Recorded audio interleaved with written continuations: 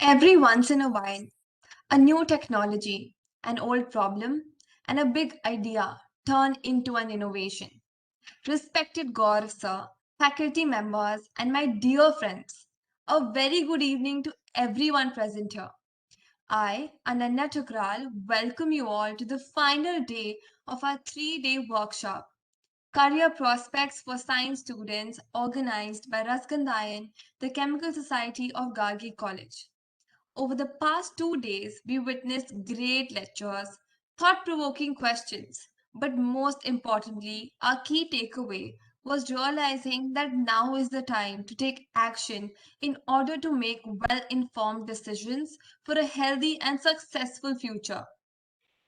Today, as our country is at the brink of a power crisis, it is now more important than ever to fully utilize the potential of inexhaustible and renewable sources of energy. One such source with the most potential is solar energy, which taps into the abundant resource that is sunlight. This lecture will give us insights into how new age entrepreneurs are leveraging technology to find sustainable solutions to real world problems. It is a great pleasure for me to introduce the speaker for today, Mr. Gaurav Gupta, co founder and director at Edward Ventures Private Limited.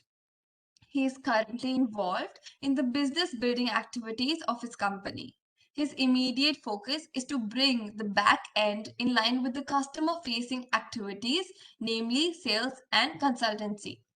He has experience of close to 9 years in the areas of PDKs, software development, automation, foundry, and customer account management and product development. Sir also has extensive experience working with cross functional teams and customers located in different geographies across the world. We are so excited to have you here with us. Before we begin, I request the audience to stay on mute and put all the questions in the chat box, as they will be answered towards the end of the session. I request Sir to take over this virtual stage. Thank you, Ananya. Thank you, Dr. Geeta, Dr. Taruna, and the rest of the faculty. It's indeed a great opportunity for me to be able to speak here today before all the young students, and to share my learnings, my knowledge, and my insights of the industry, and to be able to help and uh, spark entrepreneurship among all these young people. I'll just take a minute. I'm just sharing my slides. Give me a moment, please.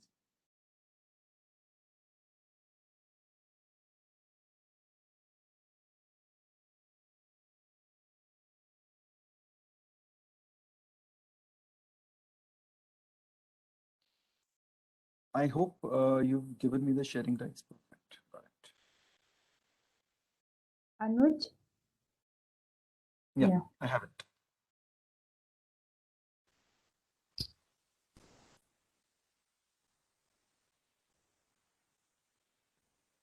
I hope everyone is able to see my slides. My slide set is visible now. Yes, sir. Yes, Okay, sir. perfect. So good evening, everyone. I'm Gaurav Gupta. As mentioned in my introduction, I am the co-founder and director of Adrit Ventures Private Limited, based out of New Delhi. And I introduce myself as a solar energy and renewable energy expert here today. And the title, as mentioned, is Silicon Solar Cell, the career option for science students. Just sharing a brief about my journey. 2007, I graduated from Delhi College of Engineering in the stream of electronics and communication. And since 2000, between 2007 and 2016, I was electronics R&D engineer with Agile Technologies, catering to various electronic design requirements of various semiconductor companies across the globe.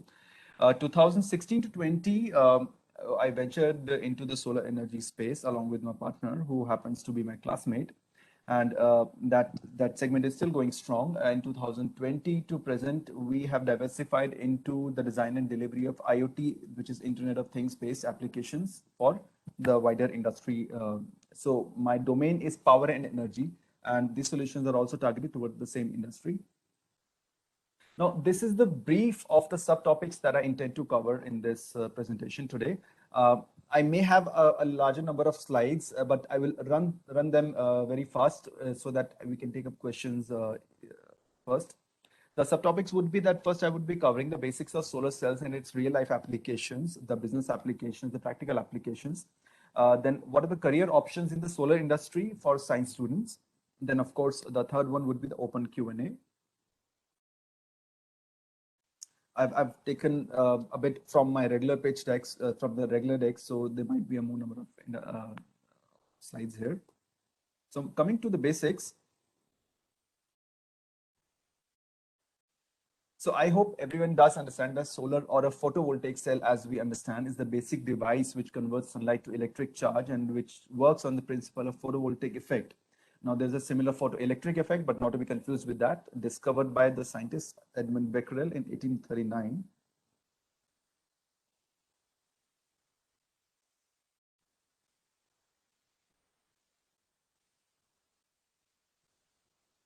This is the basic structure of a solar PV cell, in which we have a front contact and a back contact, and the charge is accumulated between these two, and we can connect a load to enable the flow of electrons, which will enable a current. And the substrate in between is a specially treated semiconductor material, and the source of the energy is, of course, the incoming sunlight or the irradiation. When we talk of, when we talk of the solar cells genre per se, so the sunlight, understanding sunlight becomes very important. This is just a very brief view of how a sun path determines the overall efficacy of or the actual potential of a solar cell in any particular location. So depending on the location, the sun path will change, and the overall irradiance available for conversion to the solar cell will also change. I'll not go deep into this. The sun path during the summer is at a higher altitude, and in the winter months it's at a lower altitude. So, for example, we have solar cells placed in an array on a rooftop here. The latitude, hemisphere, panel tilt, azimuth, sun path, these are all factors which will determine the output of a solar cell. Other parameters like the direct irradiance, diffuse irradiance, global irradiance, all these parameters are important when we go into studying solar cells further and how to characterize them. Now, coming to the to what is available in the industry as of now. So generally, these are the commercially available type of cells. So monocrystalline, polycrystalline, both these are silicon based. The difference between them is that the monocrystalline is having high efficiency and has better performance, but is slightly costlier. The polycrystalline one is of a lower cost, but also has a slightly lower efficiency in performance. One more type of solar cells, which is thin film cells. They are portable, flexible, as well as lightweight, but again are even lower in efficiency than the polycrystalline ones, and form a minority of the overall market ratio. Now, other solar cells under research. There's a heterojunction transformer, not hyperjunction. So it's basically a hybrid between the crystalline silicon cell and a thin film cell, which gives more opportunities for electron hole recombination, and hence more efficiency, more current conversion. Some of the HJT is still under research, but there are companies manufacturing in the range of 20 to 23% efficiency, like Panasonic, REC, and LG. So I'll be taking more industry relevant names so that such names become more familiar to you. Another area of research is perovskites. These have not been made commercially viable till now. It's again a frontier of the research, and there are a few different types of perovskites, which again is a mineral in itself, and many different variations of perovskites are possible. Now, various research groups across the globe are researching on the next perovskite material that can be used to push the boundaries of efficiency, reliability, and commercial viability. There are other types as well, like dye-sensitized organic, inorganic solar cells. So, I understand that most of you will be aware of them as well. Now, types of solar PV panels, cells and panels. Monofacial is in which there is the cell has conversion only on one side. A bifacial is a panel in which also takes into consideration the reflected and diffused irradiance and has a receiving surface at the backside as well. Again, the basic components of a solar power plant would be a solar panel, an inverter, which would convert the DC electricity we receive from a solar panel into a usable electricity, which is AC. Again, the rest of the balance materials, mounting structures, cables, plant performance monitoring systems, etc. What are the performance criteria of solar energy generators and hence also of the solar cells, which is efficiency, performance ratio, capacity utilization factor, long-term cost of energy. Now, we are here today because solar energy has established itself as one of the lowest cost sources of energy. This was not possible 20 years ago or even 10 or 12 years ago, because the cost of energy from solar sources was way higher than the regular fossil fuel based sources of energy. But at present, it's much lesser than the fossil fuel based energy sources. So that's why we are even actually fortunate to see this revolution in our lifetime and be able to have this conversation here. Another important factor is that how much carbon offset can be achieved by a use of a particular solar cell or a panel type. That also determines its overall life cycle costs. Now, another different types of solar PV applications. So when we come to, I mean, you might have seen a lot of press releases in the media, etc., that such large and this capacity of solar plant has been installed. So how do they and where are they installed and what are its classifications? One can be ground mounted. These are usually for utility sectors, let's say supplying to our discoms like BSES, Tata Power, etc. Rooftop is one in which an individual consumer, let's say you have a home, a house, or a factory, you can install solar panels on top of that as well. Canal top, offshore floating. These are again various places on which we can utilize the empty spaces available and produce power from them. I'll skip these. Now, other applications of solar PV can, apart from generating electricity for our homes or industries, we can also use it for specific applications like solar powered agriculture pumps or the solar panels which are dedicatedly used just for lighting. In the example of a solar street light, it can also be used for such community applications like solar trees. There are more specific applications like solar powered desalination system in India. There is a huge project going on of installing various desalination systems across the coast, powered by solar energy.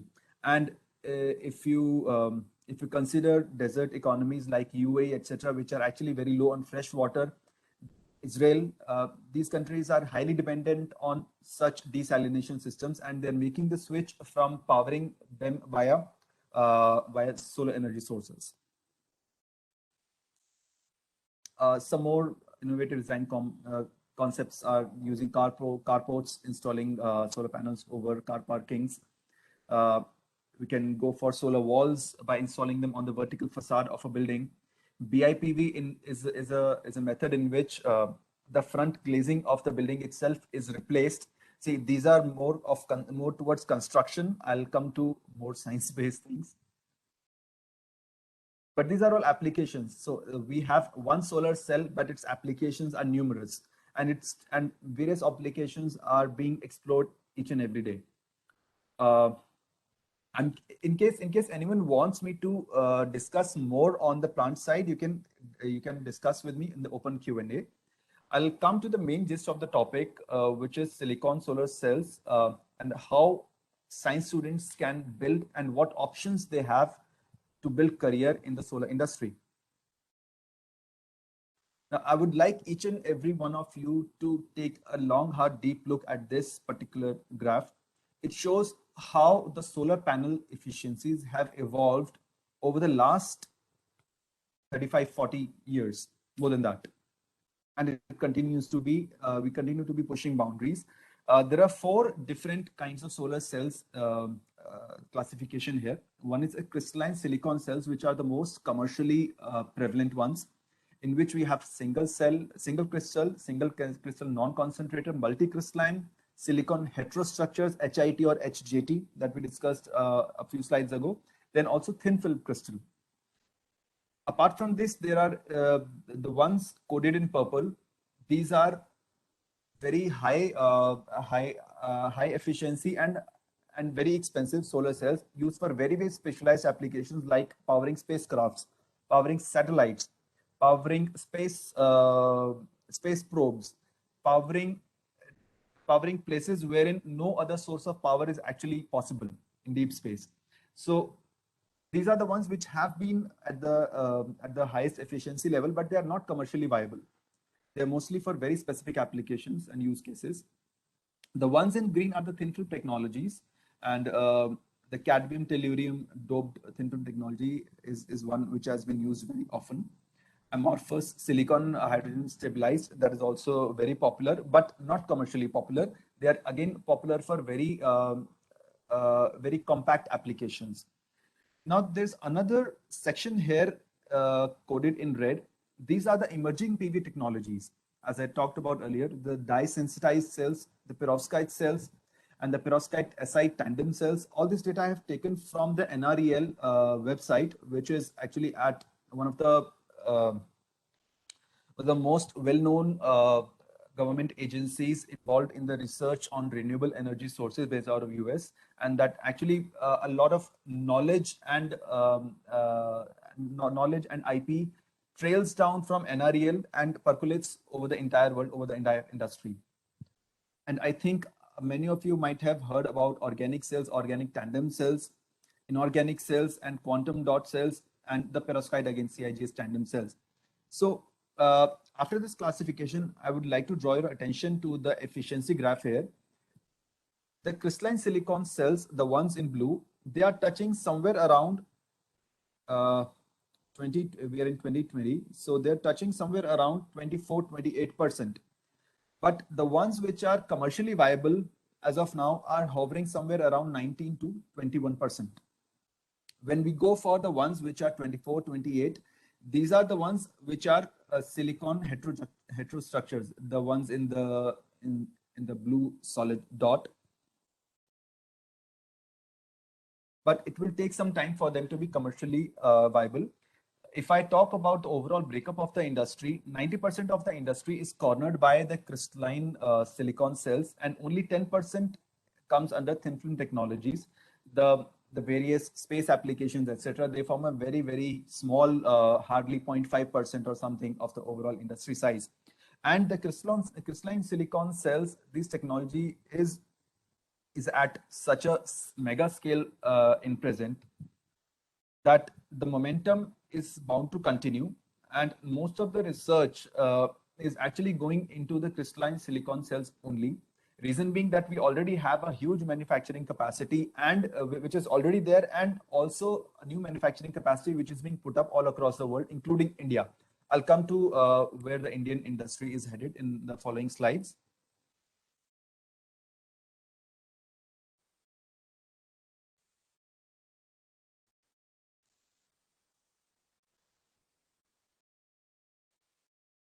Now, how does the solar cells and modules supply chain look like?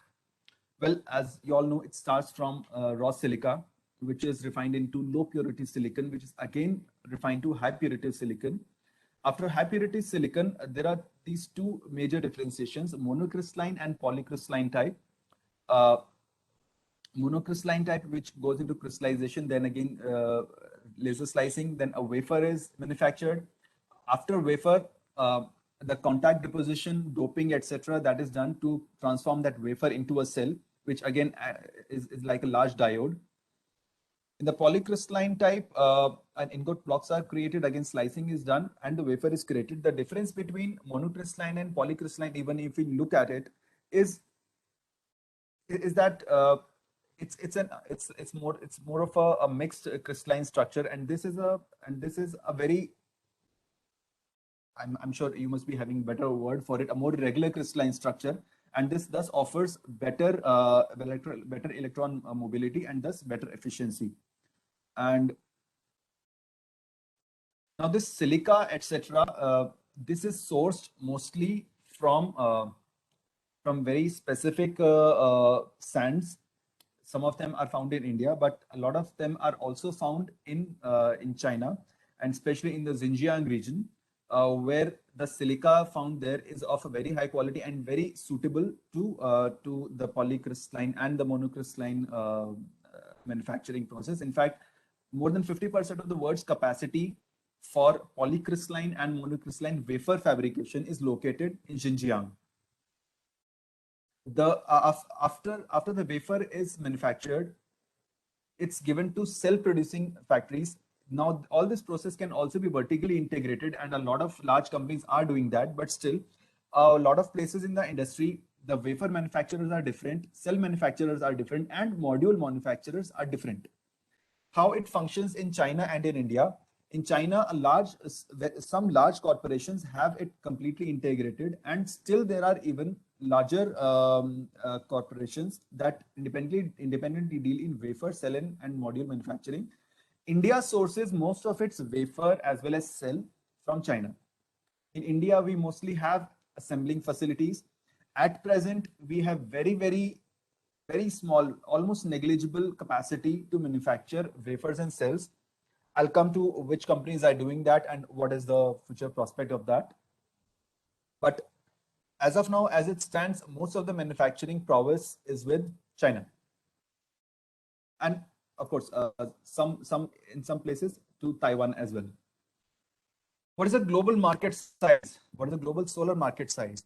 See, even starting, let's say, around 11 years ago, the capacity, this is in gigawatts. A gigawatt is 1 gigawatt is 1000 megawatts, and 1000 megawatts is again 1000 kilowatt. So what we're talking about is 10 raised to power 9 kilowatts. Sorry, 10 raised to power 9 watts. In 2010, it was hardly 10 gigawatt, but it's projected to move up to 1600 gigawatt in 2030. We're sitting in 2020, it's somewhere around 650 or 700 gigawatt world over. Of this, Asia Pacific basically China, India, Russia, and the rest of the Asia, as well as Pacific countries like Australia and New Zealand. So all this constitutes Asia Pacific. This is bound to have the largest share in the growth of the overall global market. But to start with, till about 2015-16, the European market had a fair share. Even the North American market is growing, but not as fast at as fast a pace as the Asia Pacific market is growing. So India itself has grown by leaps and bounds. Indian government had a target of 200 gigawatt of solar capacity by 2021. That's been missed, but not by a lot. So there are very large solar plants installed in India, right from Kamuthi or Reva ultra mega solar power plant. There's a lot of capacity utility scale installed in Gujarat and Rajasthan. A lot of manufacturing of solar panels happens in the state of Gujarat in India, and because of a lot of favorable policies. Apart from that, the solar panel assembly takes place at different places in India, from right from Bangalore, Hyderabad, Gujarat, Kolkata, even Delhi NCR, and right up to north as far as Himachal and Chandigarh, Ambala, and as well as in central India. So the solar panel manufacturing capacity is well distributed, but the solar cell manufacturing capacity is very poor. Now, how is that going to change? Now, with this slide, I think it's pretty clear that the solar industry, where it has come from in the last 10 years, it has a much higher growth path even in the next 10 years or so. So if any one of you makes a choice to enter the solar market, then it's still a very, very good market. And the horizon is not just in India, but across the world. There are many countries and regions across the world which are just waking up to the potential of solar. For example, Africa, Central Asia, Eastern Europe, all these countries are now taking up solar in a big way. They haven't done till now. Now, breaking down the career options, what are the major heads that I can break it into? One is material research, in which you identify and develop new materials. Example, perovskites I talked about. So if a lot of you, or if any of you are interested in materials research, then of course this is the way to go. You're interested in materials. Process research is in which even with taking even if with having the same material, how you can improve its processing from silica to making a final cell. What process improvements can you do? That comes under a process research. A material research, process research, both these are undertaken in India as well. In institutes like IITs, IISc, and other universities. I'm sure Delhi University must also be having some programs for this research. NREL USA, as I said, is one of the leading authorities in the industry. Big Six. What is Big Six? There are six large corporations. All of them are Chinese companies. They are Ja Solar, Genco Solar, Trina Solar, Q Cells. There are a couple more. I'm not remembering the name right now. But they also invest heavily into the semiconductor, into the solar cells research. So there are also options if we go if you want to go into material research and process research, they're also they can also be your end targets. Now coming to the third section, it's solar cells and panels manufacturing. Again, this line is also largely integrated or concentrated in the China ecosystem, but there are a few manufacturers in India who happen actually to be, as far as Indian market is concerned, the largest manufacturers: Adani Solar, Vikram Solar, and Wari Solar. Adani Solar is based out of Gujarat. Vikram Solar is based out of Kolkata, but they're setting up plants in Tamil Nadu and as well as Gujarat. Wari Solar also has plant in Surat, Gujarat, and I think they're also expanding in other locations in Rajasthan, I think. Apart from that, Reliance has also acquired a few solar companies. One of the most technologically advanced companies, which is REC Solar, a Norwegian company. They have recently acquired that. So Reliance is also coming up in a big way, and with the help of government incentives, I see in the next 2 to 3 years, India reaching a respectable capacity as far as solar cells and panels manufacturing is considered. As of now, whatever demand India has, hardly 10% of it, hardly 10 or 20% of it is met by domestic manufacturing. More than 80 to 90% of it is via imports. So we want to change that equation because it creates uh, unhealthy concentration of and shifting of power to a one country or industry per se, which is not healthy for overall stability. Coming to the solar cells manufacturing, there are two companies in India, Jupiter and Websol. I think they are based out of Himachal, who are engaged in cells manufacturing. And Adani also manufactures some cells, but they do not manufacture the wafers. Wafers they import, and then they do the doping on it to create cells from it. The fourth part, which is solar projects delivery, which is my forte. Solar projects delivery, whatever capacity has been installed in the last 10 years or so, has been made possible by homegrown companies who already have a good infrastructure delivery experience. And many large companies have since then also ventured into this space. But Renew Power, Azure Power, Sterling and Wilson, these are the companies which have made a portfolio out of solar, dedicatedly out of solar industry, solar installations only. But I think looking at where the market is going, or is targeted to grow in the next 10 years or so, there's a lot of space for many new large players to enter into this market. I My company does not belong to the large project delivery space, but we belong to the medium project delivery space. We There are still smaller companies who are doing very small installations, but we belong to the medium scale, and that's why I've not even mentioned my name here. But these are large companies that, in case you want some references, these are the companies to look for.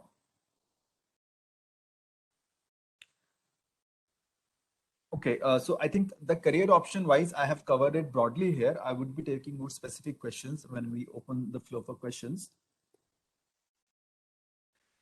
Some entrepreneurship mantras from my side. I understand that a lot of you may not be as excited about solar industry or solar cells as such, but you may be having a lot of good ideas regarding technology or some other scientific application. But whatever idea or whatever thing that you have or whatever zeal that you have in mind, focus on the idea. Then focus and what is the novelty or uniqueness in your idea.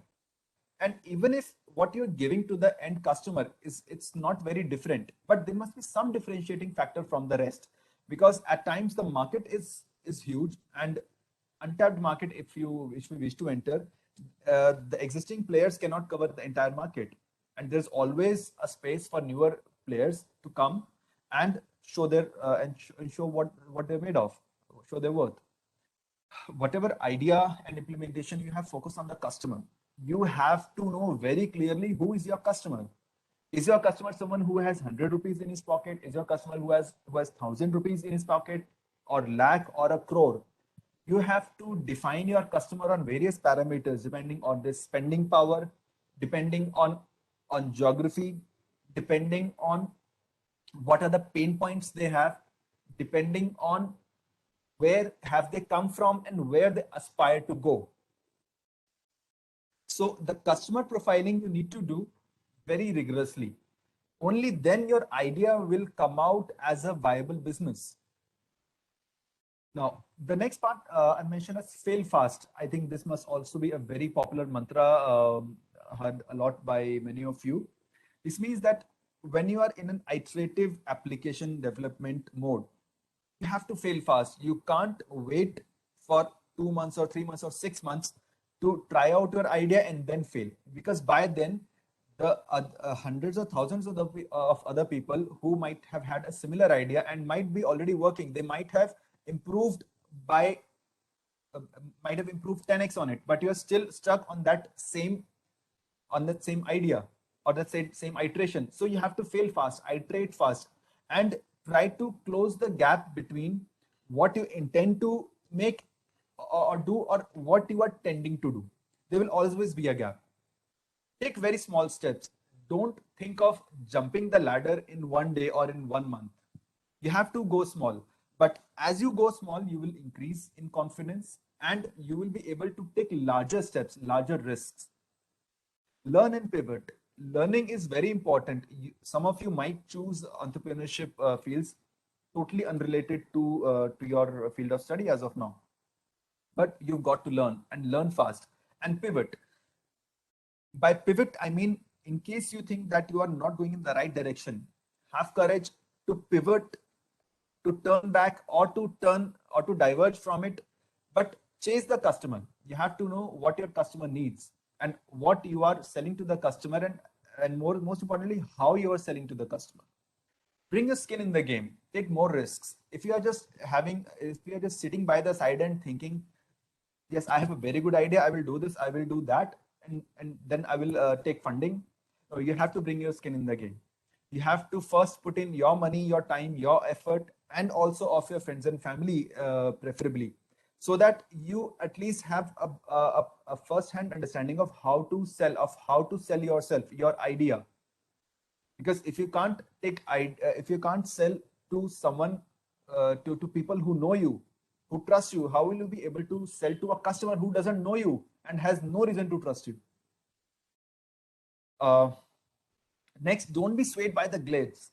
We see that the startup scene receives a lot of glamour press, but the glamour is at the very fag end of the road.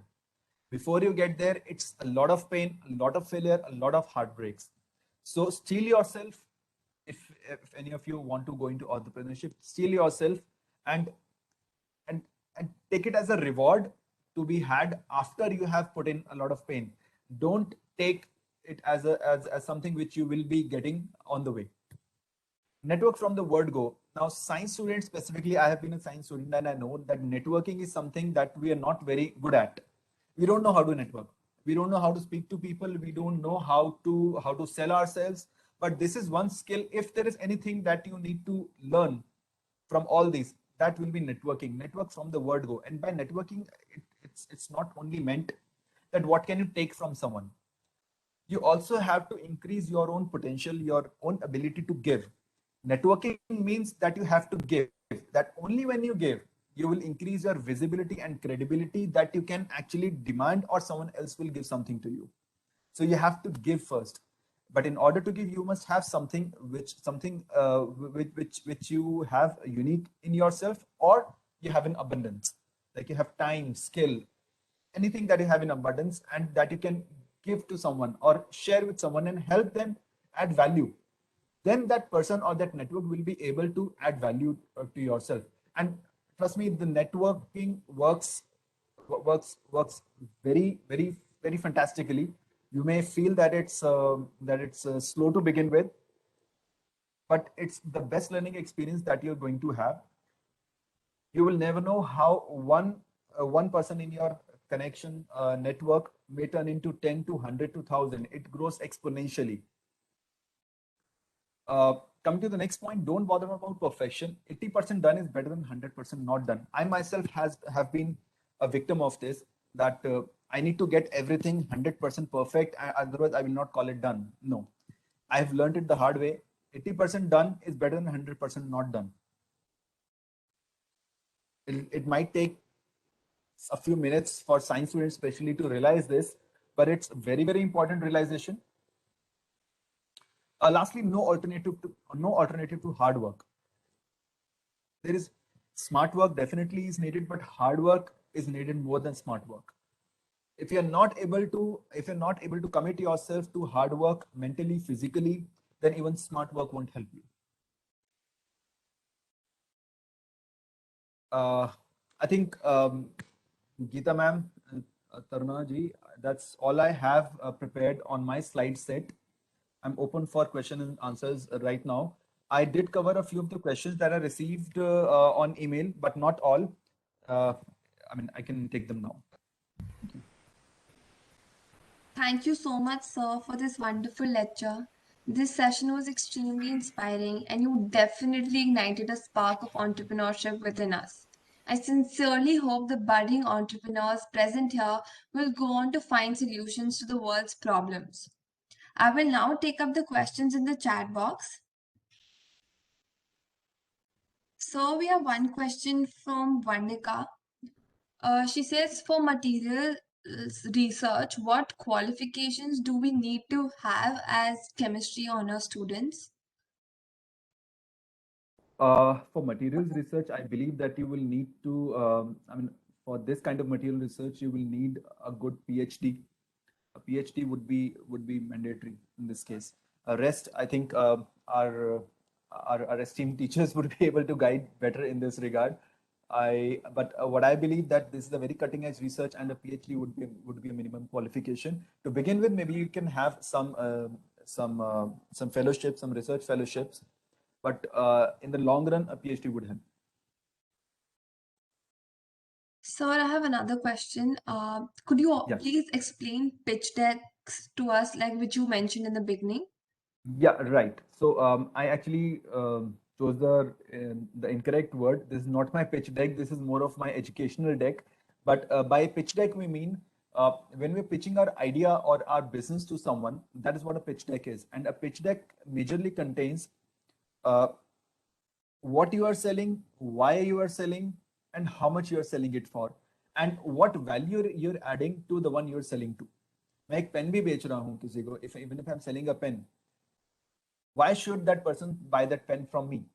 So pitch deck again is a terminology more in the startup circles, which is generally used when we approach someone to take funds from them, to pitch for funds.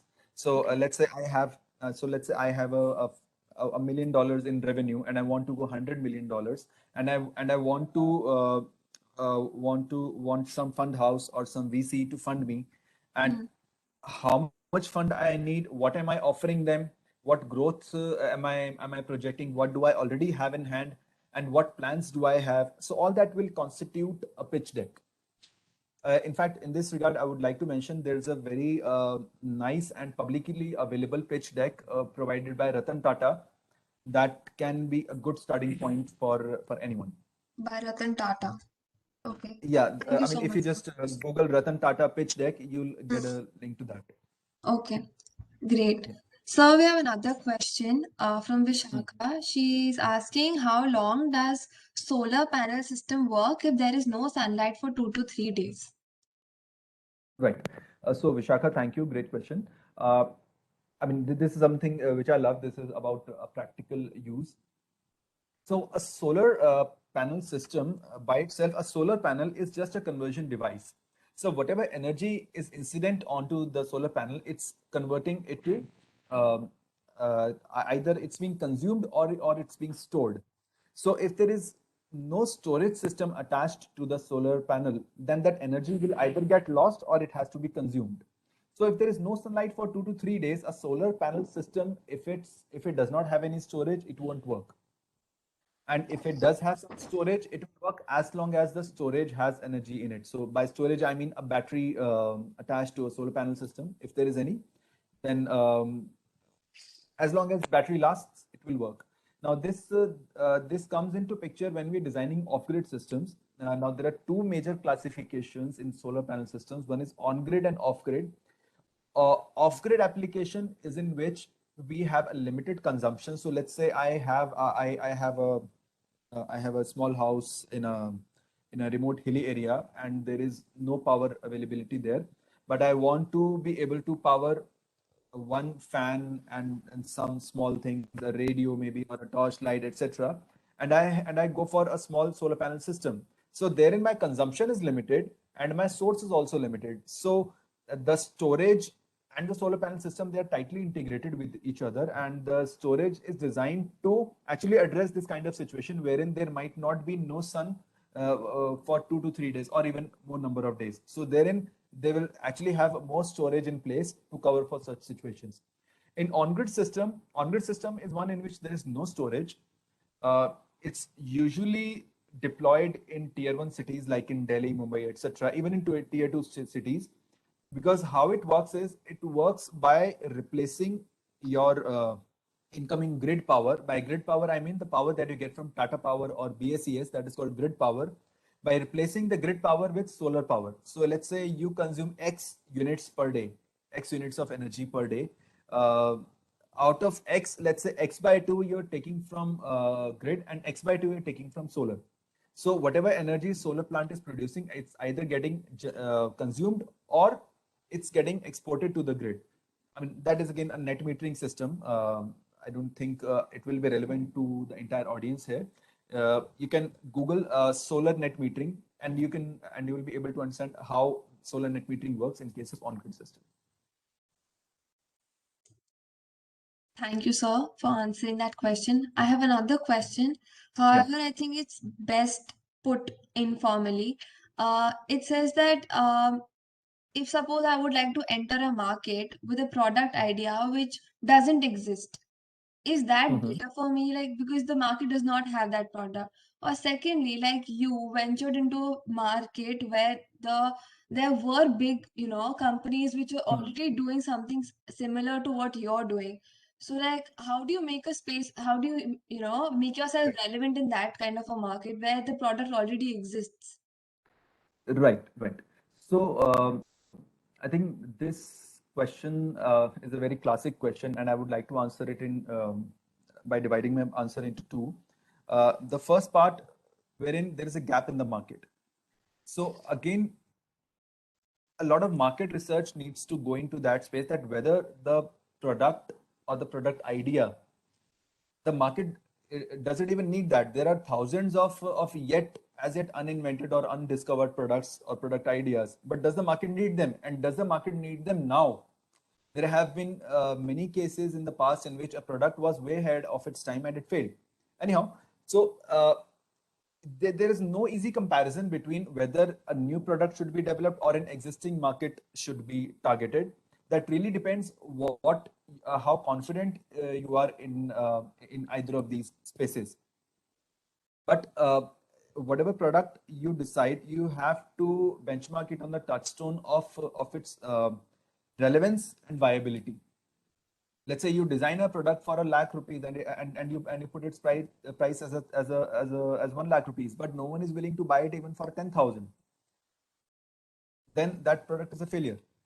So a lot of product research needs to go in, a market research, a sentiment research needs to go in, before we can zero in on a product idea. Regarding the second one, wherein an established market or a growing market is there, or an emerging market is there, in which a product or various different competitive players are already existing. So, for example, when I entered the market was one-fifth the size as it is today. So, there's in the case of a growing market, you have more customers coming into the fold every day, and it's not possible for the existing players to address the entire market. So there is I would like to use the term addressable market or addressable market share, which is relevant to both new product introduction as well as existing market, entering the existing market. So addressable market, in case you feel that your idea, your product or your service has an addressable market, that is where you should be putting your eggs in. Okay, sir, that makes things very clear for me now. But however, like, how do you understand the gap in the market? Like, what do you have to do to understand that there is this gap that other companies are not, uh, Mm. you know, covering per se? Mhm. Right. So to understand the gap in the market, you yourself are a consumer. Unless as a consumer you know what the gap is. For example, I'll take the example of credit. Uh, Payment systems are there. Right. Everyone is using credit cards, but they spotted the gap such that the customers do not really have an insight into where their expenses are going and how can they optimize, and they actually have no incentive to pay on time, except of course, I mean that the late penalty will not be imposed on them, but still many people are so busy in their lives that they forget to pay for the credit card. So it again comes down to experience. In case you find some place wherein efficiencies can be improved, that is one metric I can suggest you can check for, that in case you can improve efficiencies by at least 4x, then that market can be then that gap can be fulfilled. Because in case you are just doubling someone's efficiency, that will not sell. But in case you are improving their efficiency by 4 times or 6 times, that might help create a need for your product or your service. Thank you so much. Apart from that, Ananya, you can also look at various market reports. There are specific market reports available via um, via established market research companies. You can take help of you can run some small ad campaigns. See, even if you don't have a product, you can run small campaigns on social media Mm. to know how customers are responding to that. Okay. Right? You can have Kickstarter campaigns. So all these are low cost methods to sense the market Okay. and find out a void. Okay, great. So I have another interesting question from Shraddha. Yeah, She says that please. she has an idea for a socially relevant startup project. The idea mainly focuses on environment sustainability, but she's not sure about it, whether it is very profitable, and as the output is not very income generating, but at the same time, the input is also low cost. The overall costing for the setup might be around 2 lakhs. Should she Mhm. proceed further with the idea for a startup, or can the startup be run into the future by means of income generation, or should she go further on the lines of starting it as an NGO? If so, is there any way then the government can help her? Okay. Great and very detailed question, Shraddha. Thank you for sharing this question. So this comes, as far as I can understand, this comes in the category of social entrepreneurship, that you're trying to create a business model around by while being socially relevant. So let me just read through this again. Mainly focuses on environmental sustainability. Okay, I think sustainability and environmental sustainability is really a very sensitive topic, and especially in tier 1 and tier 2 cities, you are bound to have a good listening audience for this, for sure. I'm not sure how much paying audience, because I really don't know what your idea is. And apart from that, you can also target, if you go into the NGO side, you can also target CSR funds, corporate social responsibility funds. And apart from that, there are also different programs run by various government ministries of center as well as state. Again, networking will help here a lot to help you reach at the right places and open the right doors, so that your idea can be tested. But before you do anything, you have to uh, create practicing, or you have to practice giving your pitch deck. Just create 5 or 6 slides, as I mentioned, the Ratan Tata one. Maybe you can take that as a starter, and drill down to the very fine and very specific needs that you're addressing. You've already yourself said that it's not a very profitable idea. So when we come to entrepreneurship, money means a lot. Social entrepreneurship, even if the incomes are low, but the impact is more. So that is called impact entrepreneurship, or impact ventures.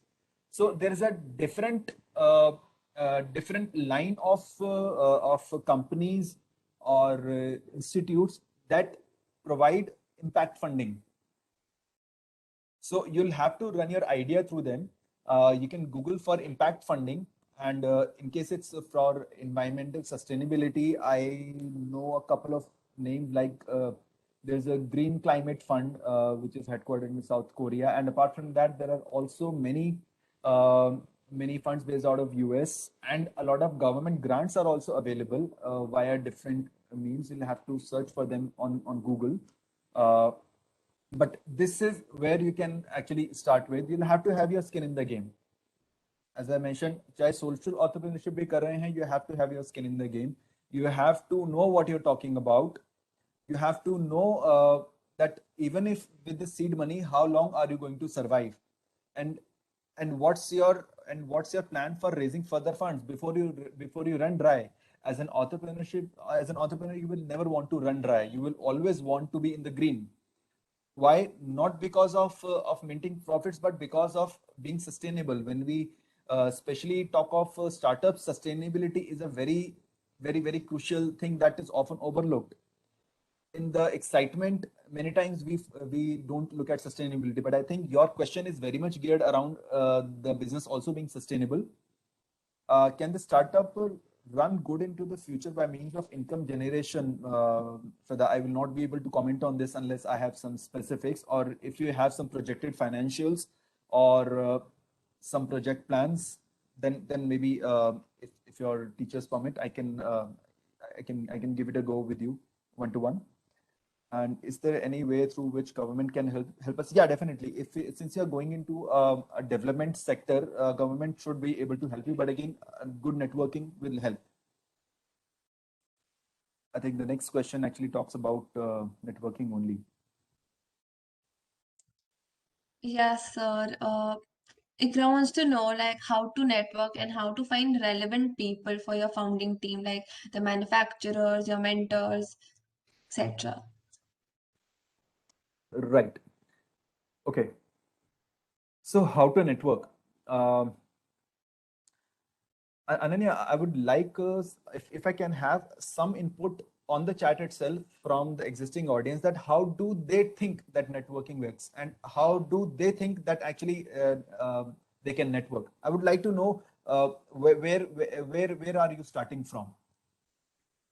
Where are you starting from? See, first of all, your school, you spent around 12, 15 years studying. Your friends are your network. Your family is your network. These are the starting network that you can tap into. Your college colleagues are your network. Your networking group is your network. But again, how to find relevant people from this network? For that, you have to know people. What happens is that I have faced this situation. I know people, but many times only on the surface. I don't know what they're doing, what their background is, uh, how can they help, and how can you help. So having a giving attitude helps create, or to know people better. If you are making available, if you are making yourself available for giving, then you will definitely have people more willing to share about themselves, and therein you will be able to find people relevant for you. See, it's very easy to do a Google search and find manufacturers, etc. But the trust factor that is missing. Someone you already know or you have conversed with, and you have a basic fundamental, uh, uh, basically a dialogue with them. It becomes easier for you to get them on your team.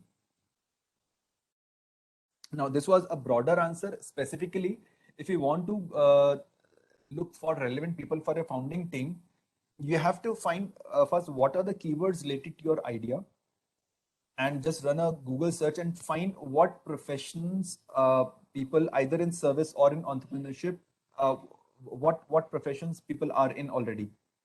And first of all, try to contact your network itself. That let's say you want a manufacturer of clay pots.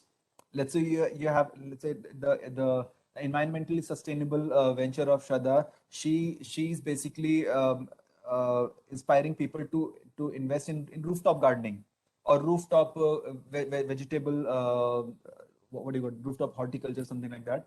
She's wanting to invest in that, and she has come up with a model in which the customer pays a monthly fees for hiring the entire equipment, they they get freshly grown vegetables and on a monthly fees. But in order to drive down the costs and to be able to cater to a wider market, you need to have a good network of suppliers and a trained team who can help you maintain that and to install and to put up that system, as well as vendors in different places. Now, how will you find what manufacturers do you need? For a rooftop kind of setup, you need a lot of pots, you need HDPE, those poly bags, you need organic manure. These are readily available on the net, but again, you have to find out the geography you're targeting, whether they can supply there, what is their capacity, whether the quality or the specification that you desire, they're able to provide that or not. Now, this is an exercise that you will need to do. How to find is actually very easy by a Google search. But do go for people you can trust, people who are available, and you are available for them, and you can find a common purpose with them, even if they're not serving your industry, but they should also be excited to serve you. So that is a way to narrow down or shortlist people who you want to work with. Any person that you interact with, be it your customer, be it your vendor, be it your team, they each one is adding some value to you, and you should also think of adding some value to them. Regarding founding team mentors, etc., you can go for hackathons. You can go for various startup events that happen at various places. There are startup incubators that help. I mean, that take in applications based on your idea and do a kind of a matchmaking of people who have similar interests. Uh, Such startup incubators are also in IITs, are also run in various different universities. In fact, different colleges also have at present different incubators. Uh, you'll have to find out which incubator is catering to which particular domain. At times, let's say an X incubator might only be looking at technology startup ideas. Another incubator might be looking at environmental sustainability ideas. A third one may only be looking at let's say biomedical applications. So for your particular idea, you will need to search. There's something digging that you will need to do. LinkedIn works very well in this case, because LinkedIn is a place wherein everyone is coming for their professional advancement. In case it's required, you can go for a paid subscription, a kind of a gold membership of LinkedIn. That's hardly 2,000 or 3,000 rupees per month, but it can help enhance your profile and help get direct connect to people that you want to get connected to. So that is one place that you can look to network and find relevant people. But again, don't spend too much time on uh, on spreading your net too wide.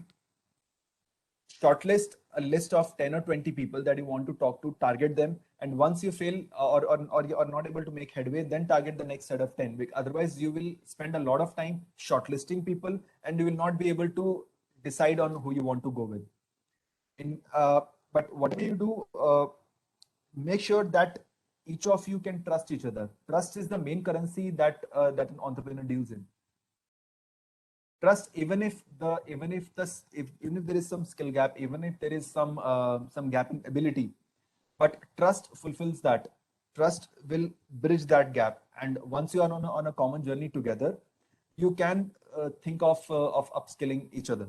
But trust is very important, that someone you can trust, either as both as your partner, team person, or a vendor. I hope I answered this question sufficiently. Yes, sir, that was really helpful. We have another question from Priyanka. She says that they have solar panels at their Mhm. home, but they work like the electricity stored by them goes to the government, and we use normal electricity supply. As there is scarcity of coal these days, so there are long electricity cuts, due to which they also face electricity cut despite having solar panels. Does it mean electricity should be there even if we are operating over solar panels? Yes, thank you for this question, Priyanka. And um, in the I think one of the questions previously, which asked whether solar panels will work if there is no sunshine for 2 to 3 days. I explained there that there are two kinds of plants: on-grid and off-grid. So as it turns out that you have an on-grid solar power plant, and in most situations, in case there are not very frequent power cuts, on-grid is the more viable solution. Uh, this is a temporary phenomenon of a present power irregularity. This is supposed to tide over soon.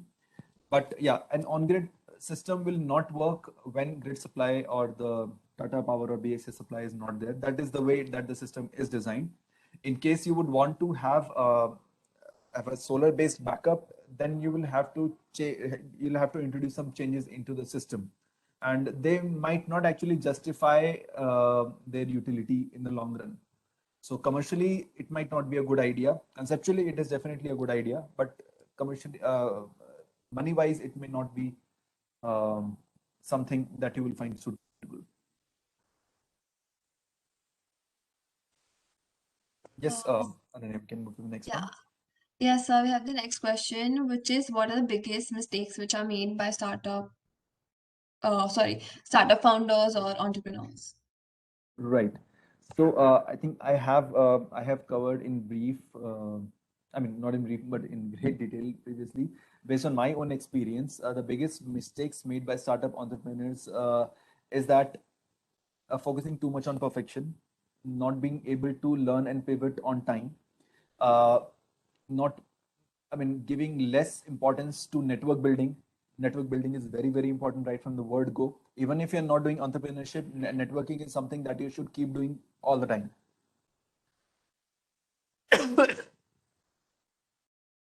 And other mistakes, not focusing on the money. Money is also very important. Money is not something that will come on its own. You have to make your business sustainable. Even if you're bootstrapping, like I have not raised any venture funding.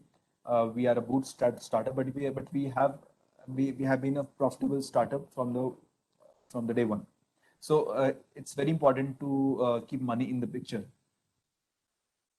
Science background people generally lose sight of the money.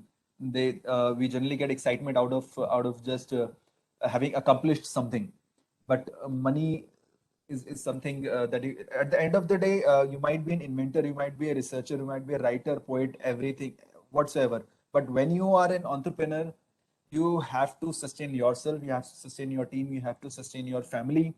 So your primary focus should not be your creative satisfaction. Your primary focus should be sustainability of business. That's I think that's all I can answer for this question right now. Yeah, sir, that is like not a very common perception. Like people get into startups thinking that money will come, but how you put it, it makes absolute sense. Okay. So we have another question from Prachi. She says that can we do internships in your company in order to shape our career in this field? Yes, definitely you can. And as I explained, we fall into the category of project delivery. So we don't have any manufacturing setup. We are more of an engineering services company, and um, we are targeted towards commercial and industrial clients. So we are basically turnkey solar plant developers. I mean, if you might consider us in that manner. So a customer approaches us for getting a solar project done. We get a site visit done, site feasibility analysis done. We give them a detailed report of the project. The customer okays that project report, and thereafter we proceed with the detailed engineering, further detailed engineering calculations, and preparing the list of material to be used and how the project should shape up, take approvals from the customers, and of course then the entire project delivery, getting the supplies in place, coordinating with the various government departments for as far as licensing is concerned, getting the plant installed, tested, and handed over to the client. So that's our entire scope of work. So at present, what we're looking for in terms of internship is to is customer relationship management. So and basically marketing, social media marketing, or inbound or outbound call marketing. That's what we're looking for. So in case this profile interests you, you can definitely get in touch with Geeta ma'am, and she will share you the contact details, and then we can talk further. Okay, sir, thank you so much. So we have one last question. As a science student, how can we prepare ourselves for such businesses? Like most of the science students do not have, business related minds as such. So like, how do we start our own business? Okay. Just okay. So, well, this is the myth that science students don't have business-related minds. There is no specific business-related mind gene that anyone has. Uh, but yeah, I get the feeling of that question that many of many of my colleagues and my family, they are also from the service background, and I mean, venturing into a business appears risky. Service seems to be a safer option, and it is without any doubt. So I think this question is very relevant in terms of not just preparing yourself technically, but also mentally. That how I think this question should be reframed as that how can you prepare ourselves mentally for entrepreneurship? So well, you have to have a risk-taking mindset. You cannot really be sitting on the sidelines, sitting on the fences, and then thinking of doing a business. You have to go all in. And being science students, I think you already have a sense of and a knack for detailed learning, a knack for spotting details, a knack for I mean, not just business related mind. I mean, that can be developed, but you also have a knack for getting into the deep of things. So you can use that.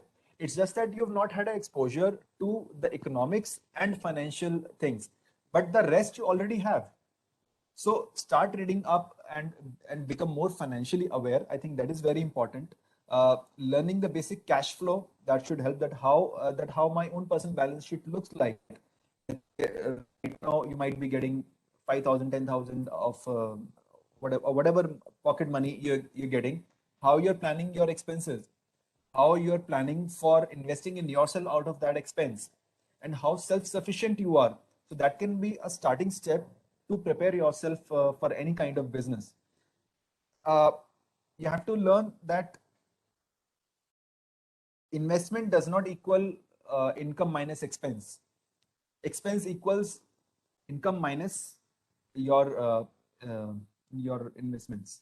So you have to have a target of investment. Now when I say investment, not just financial investment, but also investment in yourself, in your own growth. So you have to invest yourself to make yourself more aware to a level where you will trust yourself to take the plunge. I'm not sure I can give a very pinpoint answer to this, that how can you prepare for business life. But I mean, suffice it to say that that most of the MBA programs in India, more than 70 to 80% are from the engineering background. So engineers are not very different from science graduates in terms of the learning. But this somehow it has transpired such that the MBA students have a more crowd pulling from the engineering mindset. I think ये थोड़ा सा ये भी है कि science stream के अंदर somehow the society expects you कि भाई आप कुछ अब नया नहीं करोगे, आपने साइंस में कर लिया है, now you get into some loping or a low risk work profile. That is, I think, थोड़ा सा a little bit of flaw with our social mindset as well. But rest assured, each one of you is equally capable, is equally has equal potential to reach the heights. But you just need to break down your mental shackles. Nothing else. Each of you are very brilliant. Each of you can churn out ideas and see them to fruition. uh, Try to work in teams. Team work का और networking का ये दो opportunities कभी नहीं छोड़नी चाहिए, because you never know who you think can become your teammate. Let's say you have an idea and you are looking for someone to work on that idea with you, but during the course of developing that idea, you might actually come up with an altogether different idea. So that is the power of having a common discussion, of a common platform, the power of having trust, of putting your trust and getting someone else's trust to formulate a common vision. So I would like to, in closing of answer to this question, that please break out of this myth that you don't have business related minds. It's just that you've not touched upon certain topics which are more real world oriented, but you can, because you have a knack for reading and getting to the bottom of things. Don't think कि मैं balance sheets नहीं देख सकता हूँ या देख सकती हूँ. डोंट थिंक कि मुझे फाइनेंसेस के बारे में कुछ नहीं पता. डोंट थिंक मुझे मार्केट्स के बारे में कुछ नहीं पता. You can know everything, and even in this information age, information is very, very easily available. But in addition to information, have people guide you and coach you.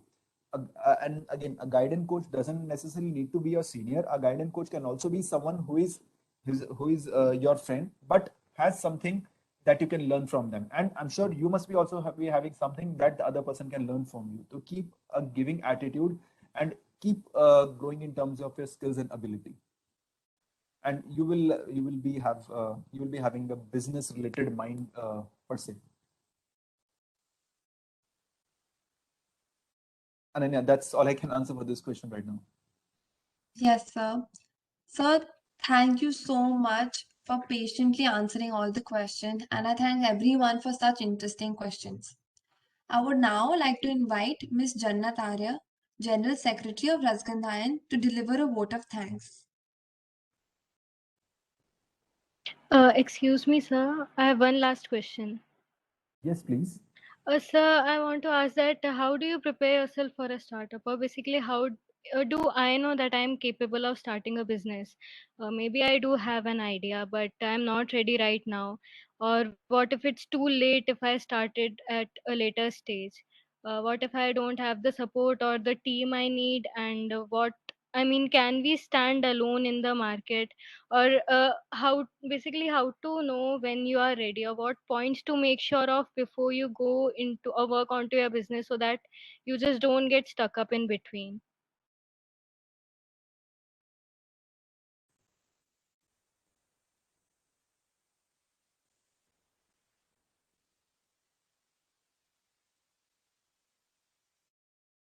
Was I audible? Yeah, you were audible. I think, sir, the internet. Ah, okay. I think we'll just wait for a moment, Vishruti. Okay.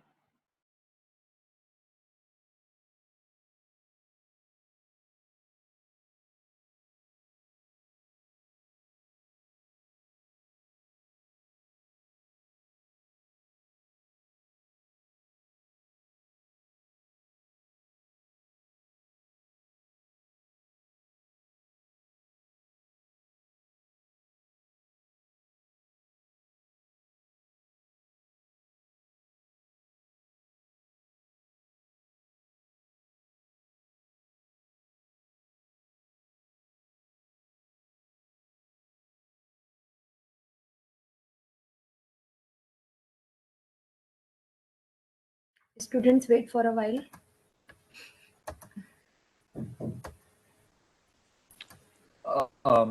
Yeah, sorry. There was a slight network disconnection, so I'm back.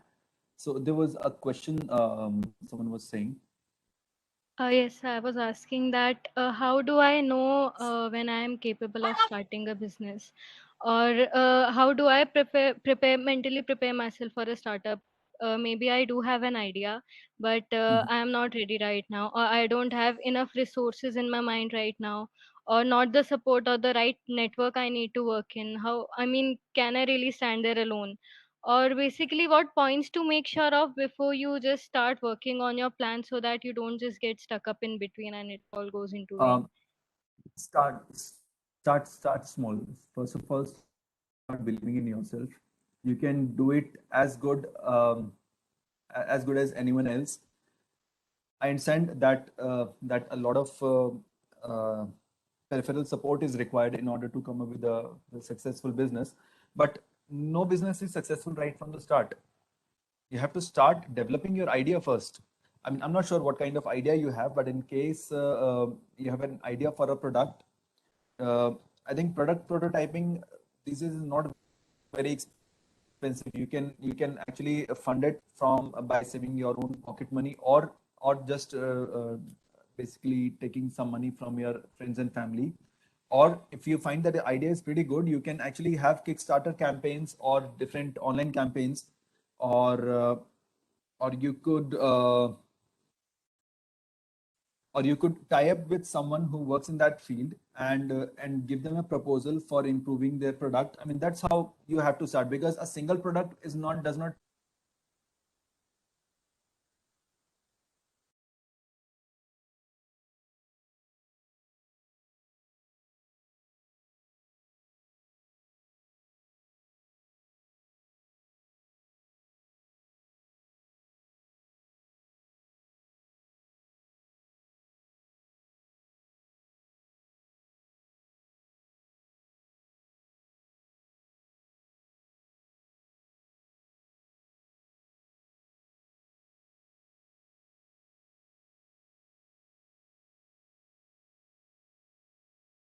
There is some network issue.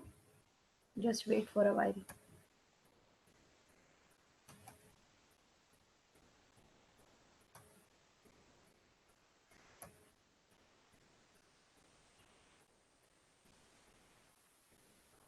Ma'am, maybe sir can just try switching on his audio only. Sir has Yeah, joined yeah, now. yeah. I'm back. I'm back. I'm sorry, Vishwati. There's some problem at my end. It shouldn't be the case anymore now. So, Vishwati, what I was trying to say was that the different means you can basically pitch your idea is by basically approaching some product manufacturers who may be operating in the same line, and basically trying to go in a revenue sharing basis, or product prototyping. At present, it's not a very expensive procedure, and in case it's an app based idea, wherein you have an idea for an app or something, then there are low code, no code application builders available. A couple of names I can give you: Glider, Bubble, and there are a couple more names I'm not able to recollect right now. But you can look for low code, no code. I'll just mention here: low code, no code app builders, or app or website builders that can help you with your app based ideas. So these are very low cost approaches that you can take to start an app based business, just to try out in your idea, and it's actually free. So you must have an objective in mind, and you will find something or else to help you out, support you out. But you first of all have to start believing in yourself. That is very important. If you think that when you will be capable, then the answer is never. But if the question is, are you capable right now, then yes. If not to achieve 100% of your vision, but you are capable of definitely starting anything that you want. In case you think there's some skill gap or knowledge gap or market research gap, then try to fill that up first. The product idea may not be relevant at all. It might be a flight of fancy.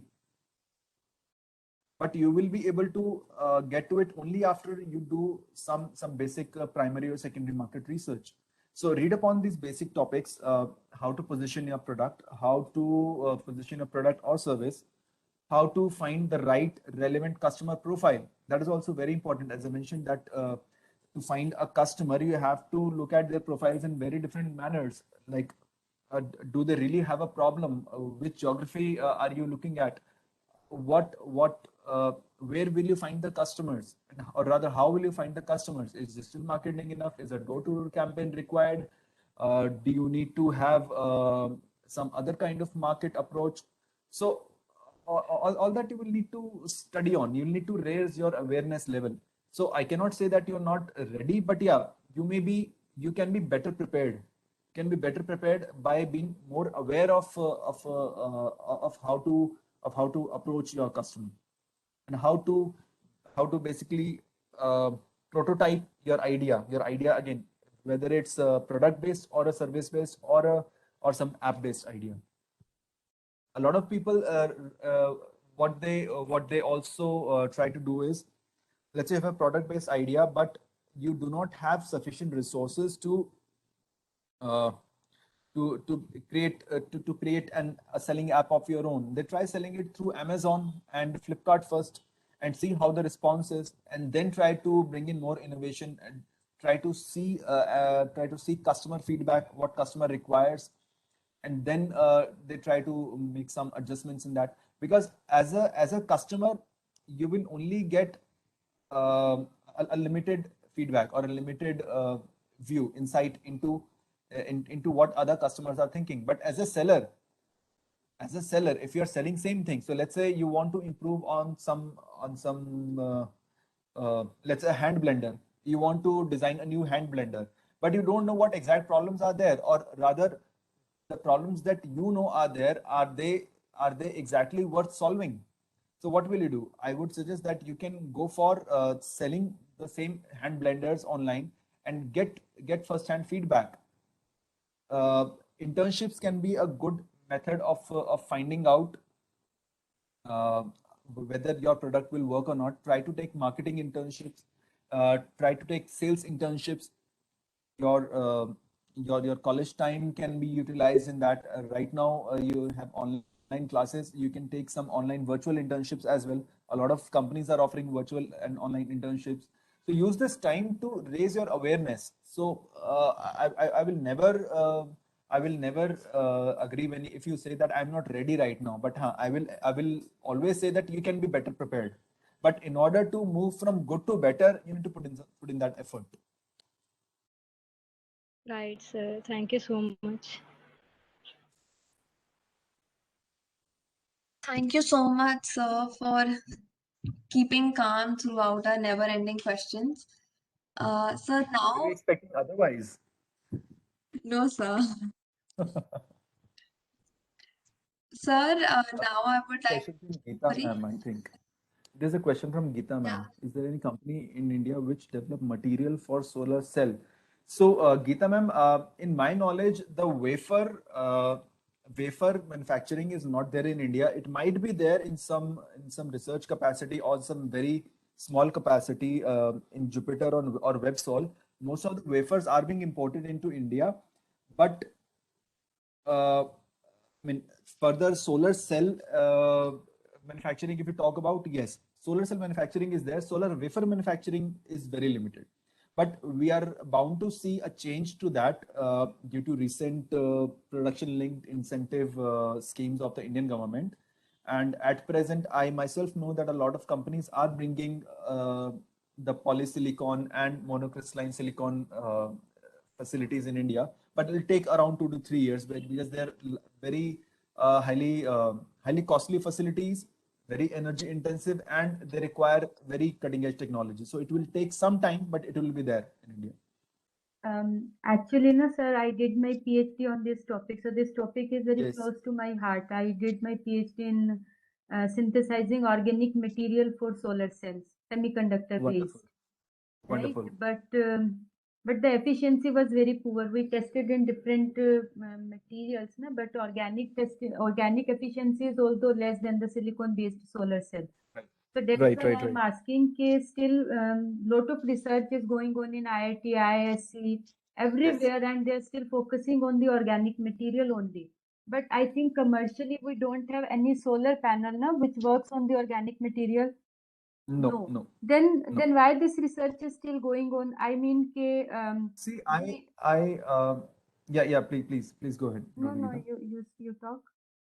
No, I think you didn't finish your question, so you should first finish your This question. is there is one this agency na MNRE is in India that gives crores of the rupees for developing material, and from 2010 I am seeing no such organic material is there which can replace silicon cell. Though silicon is it's not good for environment, it doesn't degrade, etc etc etc. But still organic material research is going on and on and on. So, do you see any future for making organic material, any for commercial purpose?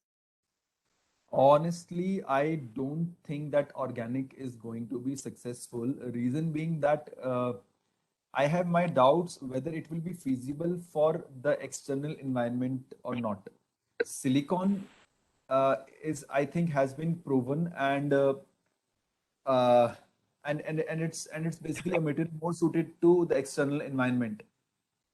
And apart from that, I mean, on the organic side, there might be some cutting edge research, but in order for it to become more commercially viable, there is a certain momentum that needs to build up around it. In the last 10 years, majority capacity infusion has been on the crystalline side, and that is not going to go away in the next decade even. So organic cells, I think they're still going to be under research for the next decade or so, unless of course some technology comes up which actually has an even lower input cost. Let's say our solar cell cost at present is somewhere around 20 cents per watt. Yes, they are 20 to much 20. costly actually, material making and material Yes. synthesizing. The steps are so much steps we need to have now to get 1 milligram of the product. Right, right. So in case, I mean, some technology breakthrough can be had in the next 5 years or 10 years or whatever, that will actually make organic cell manufacturing easier and more widespread or and more decentralized. Then that might work. Till then, it's not working because even today, the solar cell manufacturing is not decentralized. It's highly concentrated because it's a highly costly affair. So when it's highly costly, it has to be done in a very tightly integrated facility. But in case a technology is low cost, it can be easily decentralized. It can more facilities can be brought up to serve local markets. So that is a product market mix that needs to be explored. But as far as my understanding goes, I don't see organic making any headway in the next decade even, unless a rider again some very significant technology breakthrough significantly reduces its cost, because then it becomes easier for new entrants to harness this technology. Yes, sir. Thank you so much, sir. Yeah, thank you, Dr. Geeta. Thank you, everyone. I hope everyone's questions are answered now. Um, Now I would like to invite Ms. Jannat Arya, General Secretary of Rasganai, to deliver a vote of thanks. Thank you, Ananya. Could you please confirm if I'm audible? Yes. With this, we come to an end to this. To propose a vote of thanks, I, Anna Tare, General Secretary of the Sandhani, the Chemical Society of Private College, extend a warm, heartfelt gratitude to Sir, who spared time from his busy schedule to grace this occasion. Thank you, sir, for providing us detailed information about silicon solar cells and related career opportunities. You made us aware about various companies working under this. Thank you for sharing the entrepreneurship mantras and your learnings with us. The questions and answers were the highlight of this session. This gave us a deeper insight to what we learned today. Today, we had an opportunity to hear you, and this will surely encourage us in the future events. I should mention the deep meaning of our appreciation to all the faculty members for the enormous cooperation within the department for this event. I would like to express sincere thanks to Gupta ma'am and Taruna ma'am who stimulated us to do our best and acted as catalysts. I would like to thank all the union members. We have been fortunate enough to be supported by a team of very motivated and dedicated members. My deep thanks and appreciation goes to the audience who attended this session with great enthusiasm and made today's event a great success. With this, we conclude our 3-day workshop. I hope we gained a lot of information from this workshop. We aim to organize such many events to ease the decision-making process for students in a COVID-struck college life and beyond. Thank you and stay safe. Thank you, Thank you everyone. so much, sir. Thank you, It's everyone. really Thank honor you, for us. Dr. You Geeta. spare time and talk to the students. Thank you so much. Absolutely my pleasure. Thank you, everyone. Thank you, sir, for a wonderful session. Thank you, Dr. Tarun. Thank you. Bye. Everyone, take care. Thank you. अनुज अनुज आप meeting and कर सकते हो? Okay, मैं meeting and कर देता हूँ। अच्छा, आप हो? ओम प्रकाश आप हो? जी मैम। आप कर दो एंड। और Priyanka, I want to meet union members now अभी। Ma'am, I am sending the link. जल्दी से भेजो। तरुणा आप भी आ जाना।